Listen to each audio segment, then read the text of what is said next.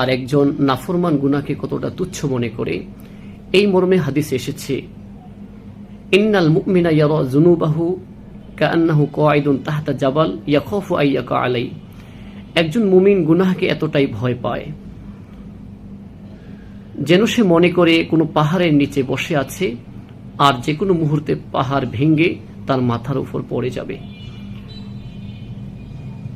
আর একজন ফাজের নাফরমান গুনাহকে কতটা তুচ্ছ মনে করে, এই মর্মে হাদিস এসেছে, ওয়া ইন্নাল ফাজিরা ইয়ারা যুনুবাহু কাযুবাবিন মাররা আলা আনফি ফাকালা হাকাযা আই বিয়াদিহি ফাযাব্বাহু আনহু।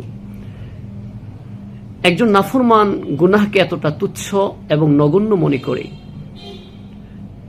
যেন তার নাকের ডগায় একটি মাছি এসে বসেছে এবং সে হাত দিয়ে সেই মাছিটা তাড়িয়ে দিয়েছে। এতটা তুচ্ছ এবং নগণ্য এবং হালকা মনে করে ফাজের নাফরমান গুনাহকে। কিন্তু মুমিন বান্দা যে হবে সে কখনো গুনাহকে তুচ্ছ মনে করে না, ছোট মনে করে না, এবং সে কৃত গুনাহের জন্য সদা সর্বদা ভীত সন্ত্রস্ত হয়ে থাকে।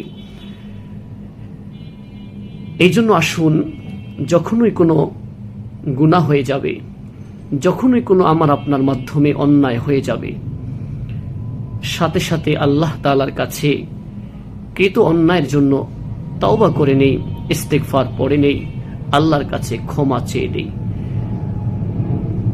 আল্লাহ তাআলা আমাদেরকে তার মুমিন বান্দাদের অন্তর্ভুক্ত করে নিন। আমিন। আসসালামু আলাইকুম ওয়া রাহমাতুল্লাহ।